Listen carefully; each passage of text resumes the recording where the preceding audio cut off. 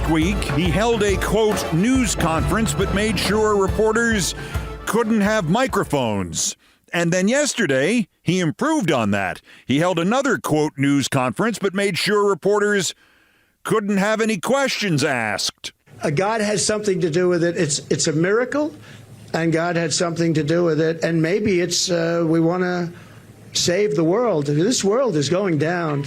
This world is going down. So, as you know, the Supreme Court ruled recently on immunity, and I'm immune from all of this stuff that they charged me with. You added more people to your campaign today. Yeah. Is that a sign of a shifting strategy? No, I think it's a sign of we want to close it out. We have great people. Susie is fantastic, as you know, and Chris is fantastic. They're leading it. Corey Lewandowski's coming in. He'll be, personal envoy, or he'll be at some level. Corey Lewandowski, personal envoy to Kristi Noem. Am I right? She certainly attacks me personally. She actually called me weird. He's weird. It was just a soundbite. And she called J.D. and I weird. He's not weird. He was a great student at Yale. He went to Ohio State. Hey, this just in. Trump is nuts. Trump is also weird. As too weird, I'm also beginning to think CNN is weird, or at least the owners are weird, and they're trying to destroy the value of the network for some reason. They carried that entire shit live. As somebody hired by CNN, as its first year ended in 1981, I have a secret for them that is apparently no longer known by anybody at the network. That acronym, CNN, stands for Cable News Network. Boys, you are no longer news. Cut to a test pattern, fire everybody, start from scratch. Which I guess also applies to Trump's running mate. I am beginning to suspect that J.D. Vance is actually a Democratic plant. New Kensington, Pennsylvania, at VFW Post 92, that would be another acronym, Veterans of Foreign Wars, VFW. The post number is 92, and there is still the Sarah Palin rule. Guys, it's great to be here. It's great to be part of VFW Post 92. I've actually got the card right here in my pocket. So JV there forgot the number of the post, he forgot the Sarah Palin rule, and he called it the VFA, like it was the Victoria Football Association or the Verband Forschender Arzneimittelhersteller, which is the trade association of the German pharmaceutical industry, like you didn't know that. Oh, and he was reading all of that off the business card of VFW Post 92, and he still couldn't pull it off because he forgot where he had put the card, and he had to go searching his own pockets for it, and he forgot the Sarah Palin rule. And the Sarah Palin rule is, if you are running for vice president and you are an idiot, and there's something you really, really need to remember, just write it on your goddamned hand. Just write it on your hand. Sure, it's a little embarrassing, but it's not as embarrassing as that. It's not as embarrassing as forgetting the VFW is called the VFW and not the VFA, and that the number of the one you're in is number 92. I mean, it's like this guy has never been outside before. Oh, and a photo turned up of J.V. Vance in the British rag, the Daily Mail. J.V. in high school, standing next to three girls who are pretending to use urinals in a boys' bathroom, which I believe is the whole anti-trans, libs of TikTok wants the death penalty for this, oh, how dare Tim Walz put tampons in school toilets thing, isn't it? And then we got all the liberal blowback about, oh, we shouldn't make a big deal about this. Kids are kids, and everybody has a dumb high school photo. And what would life be like for us if there'd been social media when we were in high school doing dumb things like that? And the answer is, I don't know. This happened in 2003. It wasn't on social media, and it wasn't shot with an iPhone. It was in J.D. Vance's high school yearbook, senior year. And the three girls were the student body president, the secretary, and the treasurer, plus J.D., who was vice president. The first and last time he'll ever be able to say that. That was all intentional. So don't tell me about, oh, don't make a big deal about it, everybody. He looks like a crazy man. And the farce at the Pennsylvania VFW, number 92, if you've forgotten, is coincidental, but perhaps it is explanatory of this new Franklin and Marshall University poll in Pennsylvania. Harris 46, Trump 43. Their previous poll was June when Trump was ahead by 6, so she has created a 9-point swing in Pennsylvania. Nationally, new Emerson poll, it's Harris 50, Trump 46. And their last poll was Trump by 6, so she's created a 10-point swing nationally. And after all those Cook electoral polls swung to Harris Wednesday, they have a new Electoral College score, and it is Harris 297, Trump 225. And the lead item at Politico yesterday, in the wake of all this, a story about Trump pivoting. Trump pivoting. Trump resetting. But this one is different than every other Politico story about Trump pivoting or Trump resetting, because in it the reset was suggested by Vivek Ramaswamy. That's a scoop, huh? I mean, never mind the polls. Almost every last goddamned one of them turning around on a dime and going off on a rocket ship in the opposite direction in just the first 3.5 weeks since Kamala Harris succeeded Joe Biden as the nominee. This over here with Vivek Ramaswamy, this is groundbreaking journalism. Vivek Ramaswamy insisting Trump should stick to policy and then he'll win, as if this were possible. As if this were possible, even if Trump was just back from Lourdes and every laying on of hands mystic in the world. As if this were possible after that news conference that had no news in it and wasn't a conference. The next one he holds, I'm thinking the only thing left he can remove from the equation is himself. It'll be a Trump news conference without news, without a conference, and without Trump. Back to the Politico thing. All this was today's entry to win the Van Jones Memorial Trump's head is half full, not Trump's head is half empty competition. Politico wrote 28 paragraphs about Vivek Ramaswamy saying how they can win if Trump sticks to the issues. Quoted Ramaswamy 13 different times, including him insisting Trump is, quote, receptive to his advice on this, and that the Republicans can, in fact, still win a landslide. And you wonder if whoever edits this crap has just moved here from the planet Skyron in the galaxy of Andromeda. At least Politico did not include in this story an update on which overpriced Washington restaurant Tammy Haddad was just spotted at. Ramaswamy insists Trump is starting to heed the advice, Politico writes. Turns out it's Rachel Bade who did the interview. So it's Rachel Bade who then writes, we're not so sure. Figured that one out for yourself, huh, Rachel Bade? After the press conference yesterday without questions or press or conference? Ms. Bade self-identifies, in addition to working for Politico, as an ABC contributing political correspondent. And all I can think of is, I wonder if ABC knows about that. Okay, forgive me, but I am now quoting Frank Luntz 2 days in a row, seriously, like he was not this bizarre mixture of extensive experience and total lack of credibility. Wednesday, Frank Luntz told CNBC, we are nearing the moment at which we will have to start asking how big Kamala Harris's coattails would be. Yesterday, he told MSNBC, quote, I'm starting to wonder, does Trump want to lose? Because no sane person would campaign the way Donald Trump is campaigning. Geez, Frank, there's your answer right there. Incidentally, in the right-wing alternative universe, which is shrinking rapidly, Trump's social media site is filled with demands that he fire Susie Wiles and Chris LaCivita as his campaign runners, and it is filled with calling them traitors, and he is now bringing in new leadership.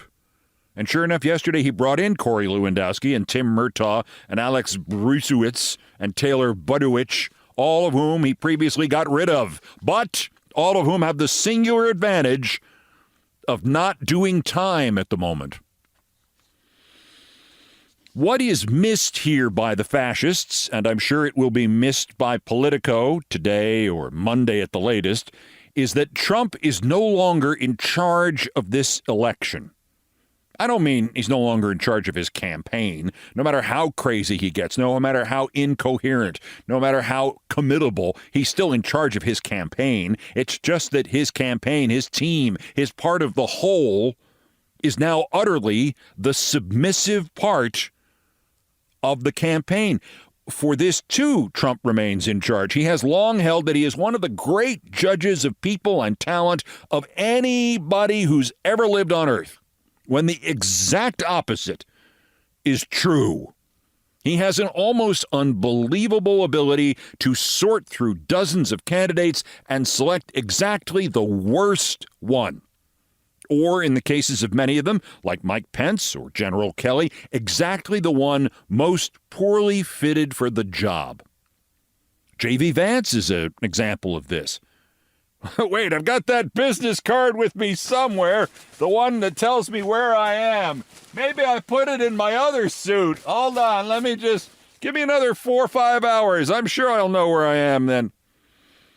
But never mind JV for the moment. There's also this new campaign spokesperson, Caroline Leavitt. This is, I'm saying this to you like you don't already know, the former center fielder of the St. Anselm College softball team and former Stefanik comms director who got smoked as the Trumpist candidate for the 1st Congressional District in New Hampshire. There's no polite way of saying this. Caroline Leavitt is a moron.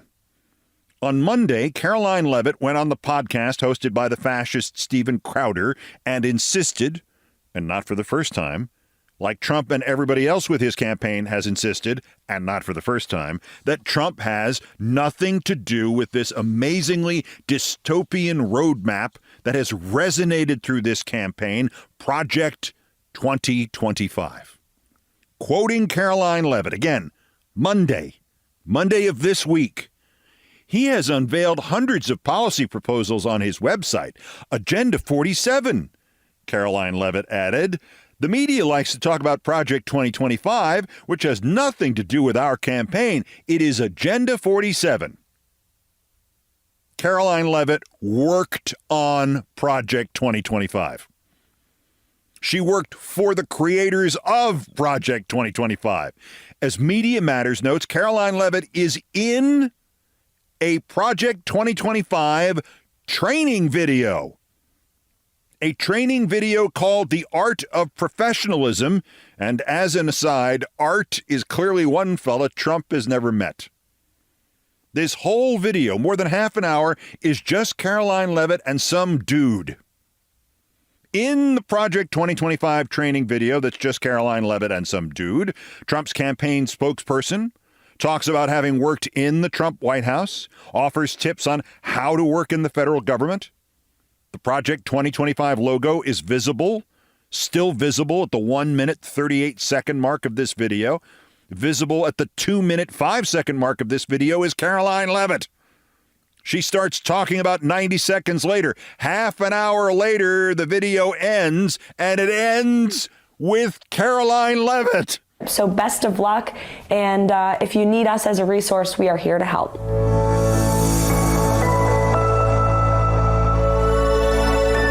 And scene. And over the music part you just heard there, the Project 2025 logo.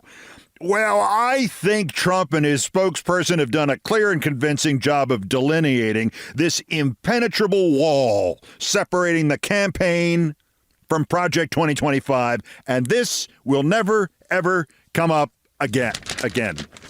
What? Wait, this just in.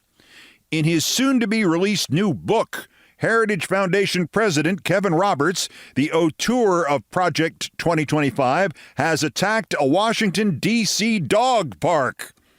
The Swamp Poodle Park, says Roberts of Project 2025, which has nothing to do with the Trump campaign, except Roberts keeps saying Trump is lying when he says that. He says the park has too much room for dogs to play in, not enough room for kids to play in. And this is because of, quote, the anti-family culture shaping legislation, regulation, and enforcement throughout our sprawling government. Well, the Swamp Poodle Dog Park and an organization affiliated with it called FOND, Friend of Noma Dogs, Noma, north of Massachusetts Avenue, they are fighting back. The press release should have asked Trump about this at his not news, not conference yesterday. Begins, FOND rejects Mr. Roberts' mischaracterization of Swamp Poodle Dog Park and the Noma neighborhood. Swamp Poodle was first conceived by a group of local friends who wanted a place for their dogs to play. From that has blossomed a family-friendly environment that enriches the lives of the neighborhood and the district. Since its opening in 2018, Swamp Poodle has become a staple for D.C. dog owners and families of all shapes and sizes. As residents know, Noma and the surrounding neighborhoods are home to many parks and areas for children and families. In addition to the dog park, Swamp Poodle also has a conveniently located play area for children where you can find kids playing on its unique play structure throughout the day and throughout the year. Just across the street is the recently built Swamp Poodle Terrace, which provides a safe, enclosed, pet-free space for families with infants and toddlers. A few blocks away are playgrounds at the Hayes Wellness Center and J.O. Wilson Elementary School, large open play areas for sports at Ludlow Taylor Elementary. And then, kind of like another list of 37 other areas in the neighborhood that you can play with your kids. These are just a few of the examples of outdoor family-friendly areas that residents and visitors to the Noma area can enjoy.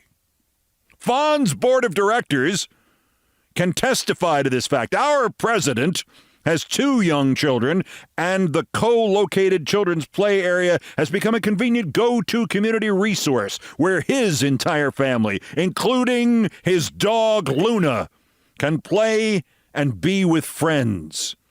As a transplant to D.C., he and his wife have met friends and other families with children at Swamp Poodle that truly demonstrates it takes a village. FOND rejects efforts by Roberts and others to sow division in our community, the district, and our nation.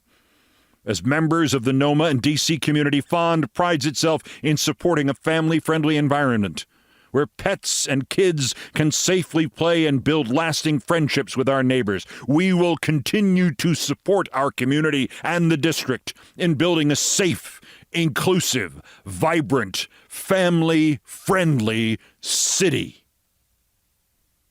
Best, Board of Directors, Friends of Noma Dogs, parentheses, FOND. Your turn, Project 2025. Kevin Roberts, the Trump campaign. Maybe it's time for you to respond, to defend your agenda, to institute your anti-dog, anti-child, anti-family, anti-families with dogs and children, authoritarian regime. Perhaps you could have a suitable spokesperson take up your banner and insist that you Project 2025 Trumpists are not weirdos who hate dogs. May I suggest to you, for this role, the most qualified person in America, Governor Kristi Noem.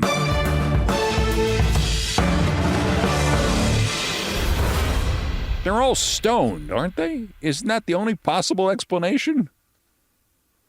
Also of interest here, that's right, a Republican candidate for the House is an ex-cop who had to settle a case in which she was accused of handcuffing an infant.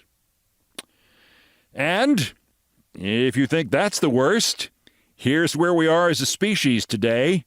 Throwing out the ceremonial first pitch yesterday before a Major League Baseball game was the Hochtua woman. Clean your palate if you so desire, because that's next. This is Countdown. This is Countdown with Keith Olbermann.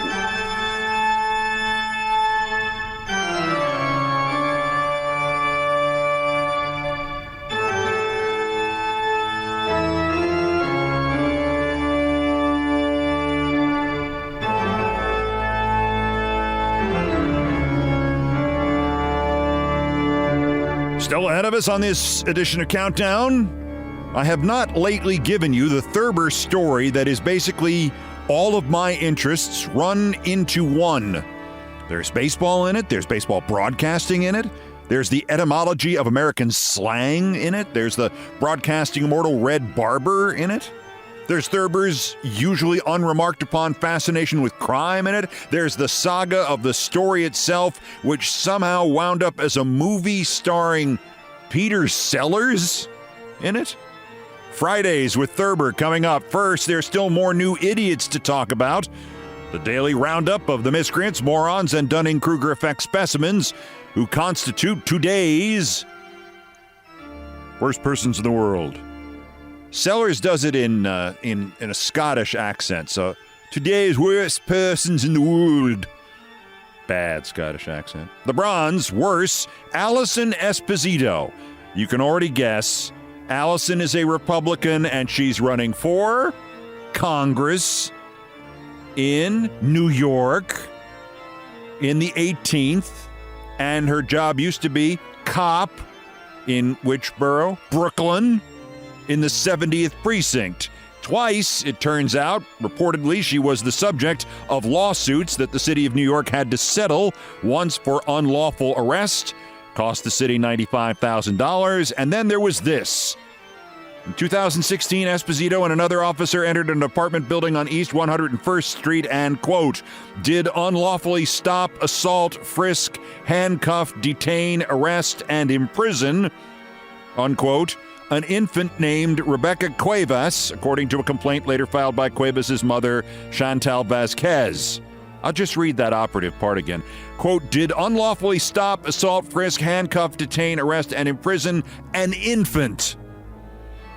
To continue the story, an attorney for Esposito responded to the complaint by denying the allegations, arguing that plaintiff's culpable conduct caused or contributed in whole or in part to their injuries or damages. City of New York still settled the case for $25,000. An infant. Allegedly frisked and handcuffed an infant. We don't have an exact age for this Rebecca Cuevas, other than she was an infant.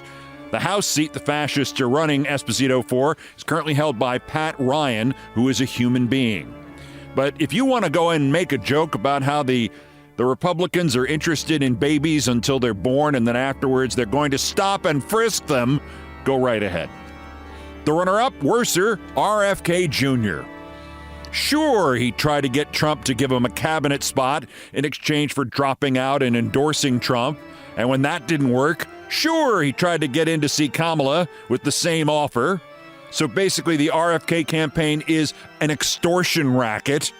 No, but this is not about RFK Jr. per se. This is about Kristen Davis, not the great actress from Sex and the City, but a different Kristen Davis who was the former Manhattan Madam. Radar reported last week, not O'Reilly, the magazine, that she was working as an advisor to a Kennedy PAC. She went to jail for her Manhattan Madam era stuff. Now, David Korn at Mother Jones reports what she has been advising RFK on. No, it's not about keeping your fly unzipped while you pose for a photograph with a dead bear you may or may not have stabbed. No, it's using artificial intelligence to exploit the data on your phone and my phone and use it to determine if and how RFK should send you political advertising. Just quote Korn's piece. To utilize AI technology to create custom messaging and personalized marketing campaigns working off mobile advertiser ID numbers. A mobile advertising ID, or MAID, is a unique identifier that is assigned to each mobile device. As Davis explains it, everything you do on your cell phone is monitored by the provider. What you read, what you listen to, what you purchase. There are companies that take that data and use AI to create profiles of the users. They know your attitudes, values, and beliefs based on data from your cell phone provider. For instance, what Facebook groups you are part of. So am I missing something here? The RFK hired this woman to scrape your private phone data? Ms. Davis insists it was not hard to switch fields. I've been working in politics for 15 years, she tells David Corn. My former business was far more honest. You knew what was involved in the transaction. In politics, everyone is for sale, and you don't know what the price is. Is this where the J.V. Vance quote about having skin in the game comes into play? But our winners, the worst, your New York Mets, who finished their series against the Oakland and/or Sacramento and/or Las Vegas climate change victim Athletics with a day game yesterday. Every ball game's now, seemingly, every ball game has a ceremonial first pitch. Somebody trots out to the mound or near it wearing a shirt with the team's name on it and throws a pitch. And sometimes it's funny because they throw it wrong and it winds out in the dugout. And other times it's funny because they throw it wrong and it hits the photographer in the private parts. Yesterday, the Mets had a ceremonial first pitch that was done by a woman they described as a viral sensation named Haley Welch. Who's Haley Welch? Haley Welch is best known by her sort of self-assigned, inadvertent, unplanned nickname of Hawk Tua. If you don't know Haley Welch or Hawk Tua, I'm not going to tell you. But you can look it up while this audio of Hawk Tua's first pitch plays in the background.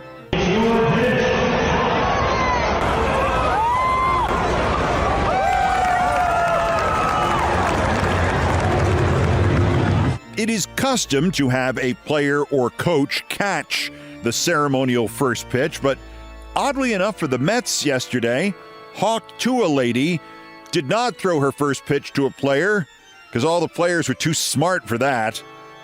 You don't want to catch anything from Hawk Tua. So her friend, I think her friend from the Hawk Tua video, caught the pitch, and then they ran up towards each other and chest bumped. And all I can say is, just remember, baseball's rules are explicit about this. The pitcher is not allowed to touch their fingers to their mouth while on the mound. But the Mets now know who to turn to if ever they are in a blowout. And I assume she threw a spitball. The New York, get your last licks in with the Hawk Tua woman Mets. Today's worst persons in the world. Could you get anybody out? We need relief pitching. Whoa, she must come cheap. She must come cheap.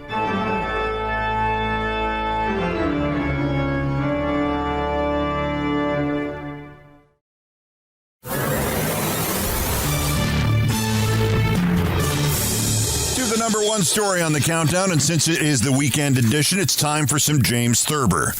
The catbird seat combines two of my all-time favorite things, Thurber and baseball broadcasting. As Thurber will reveal in the story, the title comes from a catchphrase used by the Brooklyn Dodgers legendary announcer Red Barber, the man who trained Vin Scully, and is my late friend Vin's only true competition for greatest baseball play-by-play man of all time. I met Red Barber once. I interviewed him for CNN. He called me Keith throughout the interview. I was so starstruck, it's pretty much all I remember from the interview. Anyway, Burt Lancaster bought the movie rights to this story, and he got Billy Wilder to commit to direct it. Well, how come you've never heard of this perfect-sounding film, The Catbird Seat, directed by Billy Wilder? They sold the rights, and in 1960 the film was made, but they relocated it from Manhattan to Scotland, starring Peter Sellers dressed up as an old man as Mr. Martin. It's okay, unless you've read the story or had it read to you. From the Thurber Carnival, 1945, The Catbird Seat by James Thurber. Mr. Martin bought the pack of Camels on Monday night in the most crowded cigar store on Broadway. It was theater time, and 7 or 8 men were buying cigarettes. The clerk didn't even glance at Mr. Martin, who put the pack in his overcoat pocket and went out. If any of the staff at F&S had seen him buy the cigarettes, they would have been astonished. For it was generally known that Mr. Martin did not smoke and never had. No one saw him. It was just a week to the day since Mr. Martin had decided to rub out Mrs. Old Jean Barrows. The term rub out pleased him because it suggested nothing more than the correction of an error. In this case, an error of Mr. Fitweiler. Mr. Martin had spent each night of the past week working out his plan and examining it. As he walked home now, he went over it again. For the 100th time, he resented the element of imprecision, the margin of guesswork that entered into the business. The project, as he had worked it out, was casual and bold. The risks were considerable. Something might go wrong anywhere along the line. And therein lay the cunning of his scheme. No one would ever see in the cautious, painstaking hand of Irwin Martin, head of the filing department at F&S, of whom Mr. Fitweiler had once said, "Man is fallible, but Martin isn't." No one would see his hand, that is, unless he were caught in the act. Sitting in his apartment, drinking a glass of milk, Mr. Martin reviewed his case against Mrs. Old Jean Barrows, as he had every night for 7 nights. He began at the beginning. Her quacking voice and braying laugh had first profaned the halls of F&S on March 7th, 1941. Mr. Martin had a head for dates. Old Roberts, the personnel chief, had introduced her as the newly appointed special advisor to the president of the firm, Mr. Fitweiler. The woman had appalled Mr. Martin instantly, but he had not shown it. He had given her his dry hand, a look of studious concentration and a faint smile. "Well," she said, looking at the papers on his desk, "are you lifting the ox cart out of the ditch?" As Mr. Martin recalled that moment over his milk, he squirmed slightly.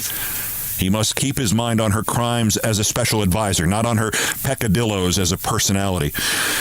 This he found difficult to do, in spite of entering an objection and sustaining it. The faults of the woman as a woman kept chattering on in his mind like an unruly witness.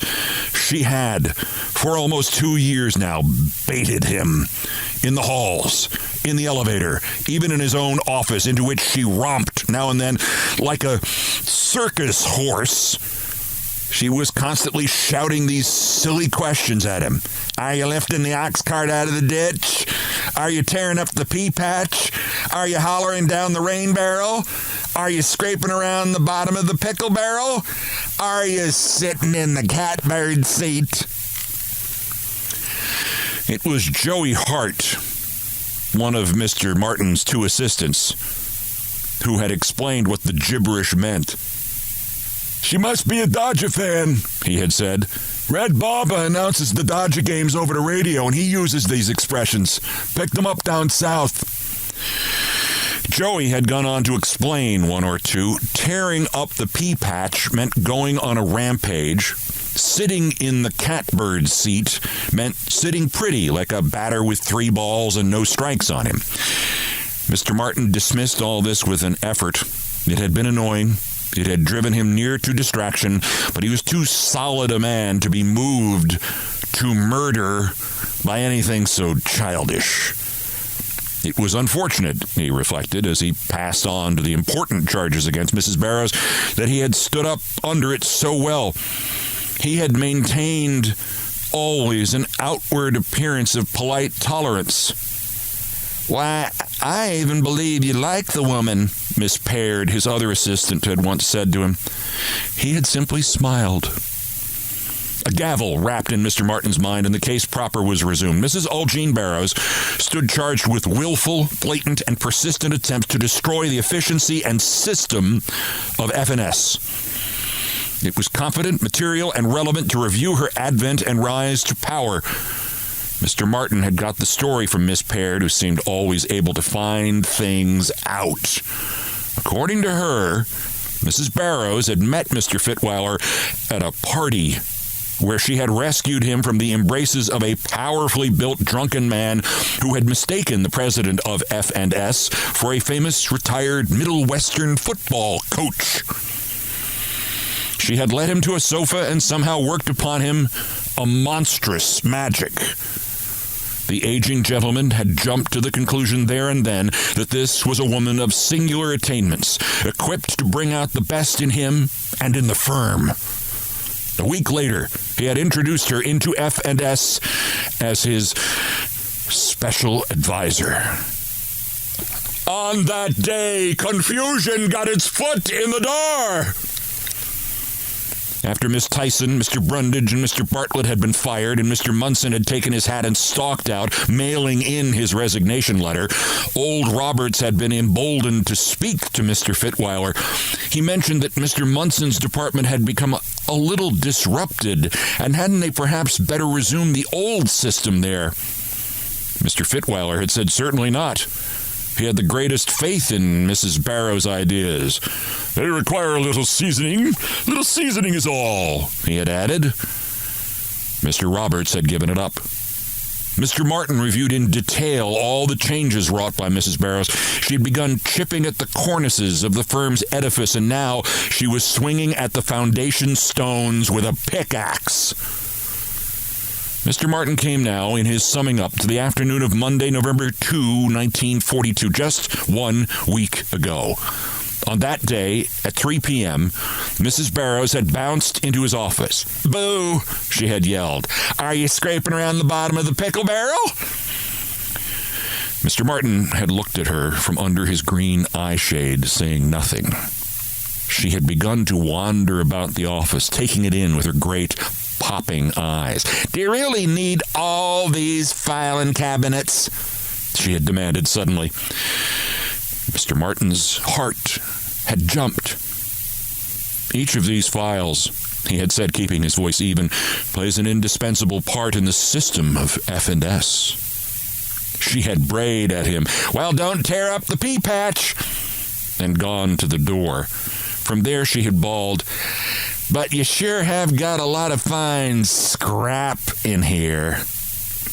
Mr. Martin could no longer doubt that the finger was on his beloved department. Her pickaxe was on the upswing, poised for the first blow. It had not come yet. He had received no blue memo from the enchanted Mr. Fitweiler bearing nonsensical instructions deriving from this obscene woman. But there was no doubt in Mr. Martin's mind that one would be forthcoming. He must act quickly. Already a precious week had gone by. Mr. Martin stood up in his living room, still holding his milk glass. "Gentlemen of the jury," he said to himself, "I demand the death penalty for this horrible person." The next day, Mr. Martin followed his routine as usual. He polished his glasses more often and once sharpened an already sharp pencil, but not even Miss Peard noticed. Only once did he catch sight of his victim. She swept past him in the hall with a patronizing, "Hi." At 5:30, he walked home as usual and had a glass of milk as usual. He had never drunk anything stronger in his life, unless you could count ginger ale. The late Sam Schlosser, the S of F&S, had praised Mr. Martin at a staff meeting several years before for his temperate habits. "One of our most efficient workers neither drinks nor smokes," he had said. "The results speak for themselves." Mr. Fitweiler had sat by, nodding approval. Mr. Martin was still thinking about that red letter day as he walked over to the Schrafft's restaurant on 5th Avenue near 46th Street. He got there, as he always did, at 8 o'clock. He finished his dinner and the financial page of the New York Sun at 8:45, as he always did. It was his custom after dinner to take a walk. This time he walked down 5th Avenue at a casual pace. His gloved hands felt moist and warm, his forehead cold. He transferred the camels from his overcoat to a jacket pocket. He wondered as he did so if they did not represent an unnecessary note of strain. Mrs. Barrows smoked only Luckies. It was his idea to puff a few puffs on a camel after the rubbing out. stub it out in the ashtray, holding her lipstick saying Lucky's, and thus drag a small red herring across the trail. Perhaps it was not a good idea. It would take time. He might even choke too loudly. Mr. Martin had never seen the house on West 12th Street where Mrs. Barrows lived, but he had a clear enough picture of it. Fortunately, she had bragged to everybody about her ducky first-floor apartment in the perfectly darling 3-story red brick. There would be no doorman or other attendants, just the tenants of the second and third floors. As he walked along, Mr. Martin realized that he would get there before 9:30.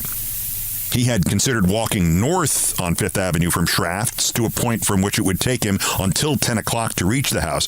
At that hour, people were less likely to be coming in or going out. But the procedure would have made an awkward loop in the straight thread of his casualness, and he had abandoned it. It was impossible to figure when people would be entering or leaving the house anyway. There was a great risk at any hour.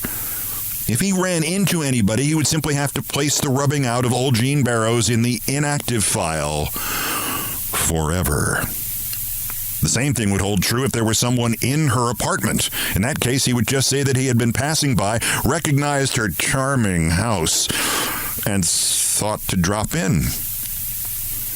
It was 18 minutes after 9 when Mr. Martin turned into 12th Street. A man passed him, and a man and a woman talking. There was no one within 50 paces when he came to the house, halfway down the block. He was up the steps and in the small vestibule in no time, pressing the bell under the card that said Mrs. Old Jean Barrows. When the clicking in the lock started, he jumped forward against the door. He got inside fast, closing the door behind him. A bulb in a lantern hung from the hall ceiling on a chain seemed to give a monstrously bright light. There was nobody on the stair, which went up ahead of him along the left wall. A door opened down the hall in the wall on the right.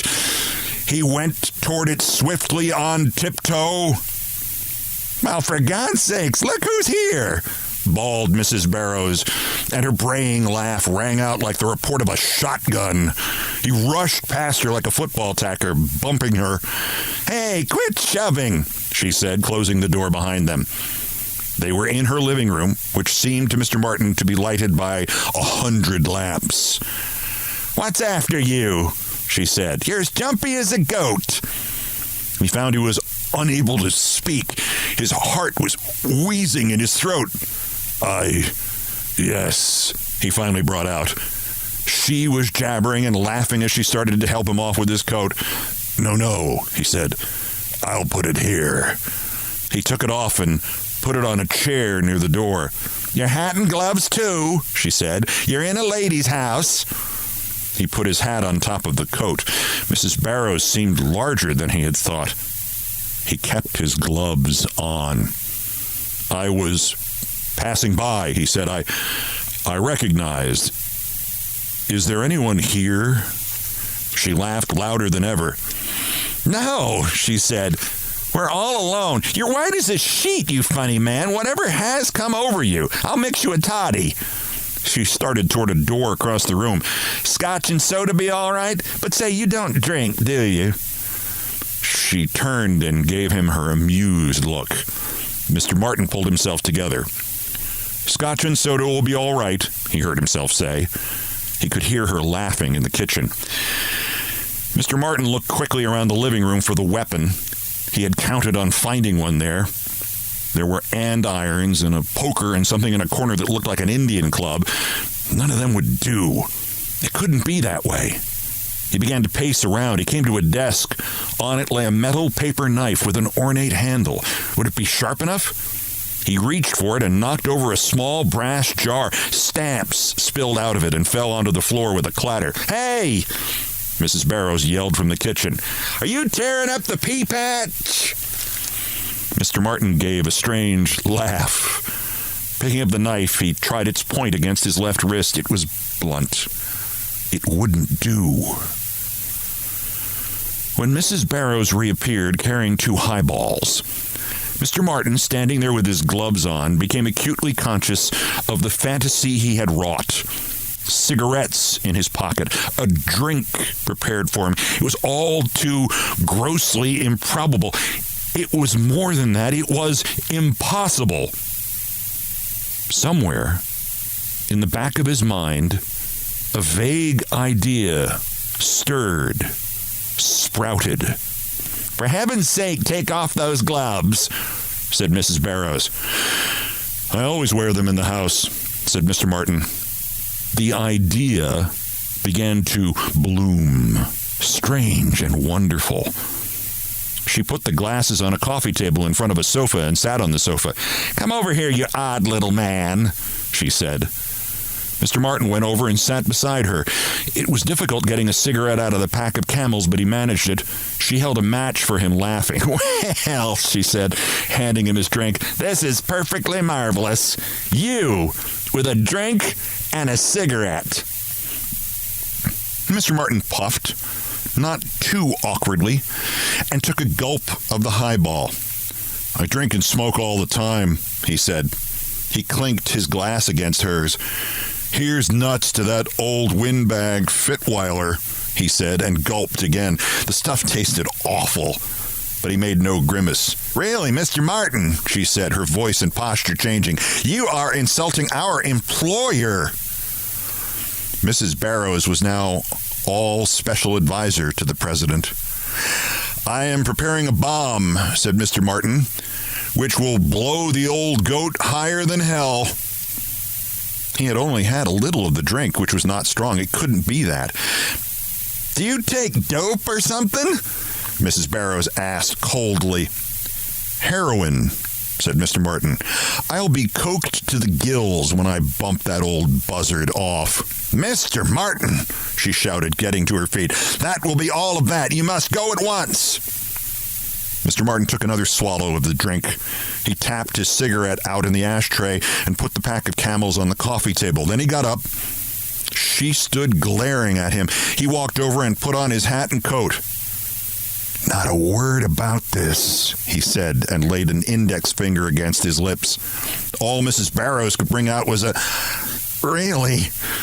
Mr. Martin put his hand on the doorknob. "I'm sitting in the catbird seat," he said. He stuck his tongue out at her and left. Nobody saw him go. Mr. Martin got to his apartment walking well before 11. No one saw him go in. He had 2 glasses of milk after brushing his teeth, and he felt elated. It wasn't tipsiness, because he hadn't been tipsy. Anyway, the walk had worn off all effects of the whiskey. He got in bed and read a magazine for a while. He was asleep before midnight. Mr. Martin got to the office at 8:30 the next morning, as usual. At 8:45, old Jean Barrows, who had never before arrived at work before 10, swept into his office. "I'm reporting to Mr. Fitweiler now," she shouted. "If he turns you over to the police, it's no more than you deserve." Mr. Martin gave her a look of shocked surprise. "I beg your pardon," he said. Mrs. Barrows snorted and bounced out of the room, leaving Miss Peard and Joey Hart staring after her. "What's the matter with that old devil now?" asked Miss Peard. "I have no idea," said Mr. Martin, resuming his work. The other two looked at him and then at each other. Miss Peard got up and went out. She walked slowly past the closed door of Mr. Fitweiler's office. Mrs. Barrows was yelling inside, but she was not braying. Miss Peard could not hear what the woman was saying. She went back to her desk. 45 minutes later, Mrs. Barrows left the president's office and went into her own, shutting the door. It wasn't until half an hour later that Mr. Fitweiler sent for Mr. Martin. The head of the filing department, neat, quiet, attentive, stood in front of the old man's desk. Mr. Fitweiler was pale and nervous. He took his glasses off and twiddled them. He made a small ruffing sound in his throat. "Martin," he said, "you have been with us more than 20 years. 22, sir," said Mr. Martin. "In that time," pursued the president, "your work and your manner have been exemplary." "I trust so, sir," said Mr. Martin. "I have understood, Martin," said Mr. Fitweiler, "that you have never taken a drink or smoked." "That is correct, sir," said Mr. Martin. "Ah, yes." Mr. Fitweiler polished his glasses. "You may describe what you did after leaving the office yesterday, Martin," he said. "Certainly, sir," he said. I walked home, then I went to Schrafft's for dinner. Afterward, I walked home again. I went to bed early, sir, and read a magazine for a while. I was asleep before 11. Yes, said Mr. Fitweiler again. He was silent for a moment, searching for the proper words to say to the head of the filing department. Mrs. Barrows, he said finally, Mrs. Barrows has worked hard, Martin. Very hard. It grieves me to report that she has suffered a severe breakdown. It has taken the form of a persecution complex accompanied by distressing hallucinations. I'm very sorry, sir, said Mr. Martin. Mrs. Barrows is under the delusion, continued Mr. Fitweiler, that you visited her last evening and behaved yourself in an unseemly manner. He raised his hand to silence Mr. Martin's little pained outcry. It is the nature of these psychological diseases, Mr. Fitweiler said, to fix upon the least likely and most innocent party as the source of persecution. These matters are not for the lay mind to grasp, Martin. I've just had my psychiatrist, Dr. Fitch, on the phone. He would not, of course, commit himself, but he made enough generalizations to substantiate my suspicions. I suggested to Mrs. Barrows, when she had completed her story to me this morning, that she visit Dr. Fitch, for I suspected a condition at once. She flew, I regret to say, into a rage and requested that I call you on the carpet. You may not know, Martin, but Mrs. Barrows had planned a reorganization of your department. Subject to my approval, of course, subject to my approval. This brought you rather than anyone else to her mind, but again, that is a phenomenon for Dr. Fitch and not for us. So, Martin, I'm afraid Mrs. Barrows' usefulness here is at an end. I'm dreadfully sorry, sir, said Mr. Martin. It was at this point that the door to the office blew open with the suddenness of a gas main explosion, and Mrs. Barrows catapulted through it. Is the little rat denying it? She screamed. He can't get away with that. Mr. Martin got up and moved discreetly to a point beside Mr. Fitweiler's chair. You drank and smoked at my apartment, she bawled at Mr. Martin, and you know it. You called Mr. Fitweiler an old windbag and said you were going to blow him up when you got coked to your gills on your heroin. She stopped yelling to catch her breath, and a new glint came into her popping eyes. If you weren't such a drab, ordinary little man, she said, I'd think you'd planned it all, sticking your tongue out, saying you were sitting in the cat-buried seat because you thought no one would believe me when I told it. My God, it's really too perfect. She brayed loudly and hysterically, and the fury was on her again. She glared at Mr. Fitweiler. Can't you see how he has tricked us, you old fool? Can't you see his little game? But Mr. Fitweiler had been surreptitiously pressing all the buttons under the top of his desk, and employees of F&S began pouring into the room. Stockton, said Mrs. Fitweiler, you and Fishbein will take Mrs. Barrows to her home. Mrs. Powell, you will go with them. Stockton, who had played a little football in high school, blocked Mrs. Barrows as she made for Mr. Martin. It took him and Fishbein together to force her out of the door into the hall, crowded with stenographers and office boys. She was still screaming imprecations at Mr. Martin, tangled and contradictory imprecations. The hubbub finally died out down the corridor. I regret that this has happened, said Mr. Fitweiler. I shall ask you to dismiss it from your mind, Martin. Yes, sir, said Mr. Martin, anticipating his chief's. That will be all, by moving to the door. I will dismiss it. He went out and shut the door, and his step was light and quick in the hall. When he entered his department, he had slowed down to his customary gait, and he walked quietly across the room to the W20 file, wearing a look of studious concentration.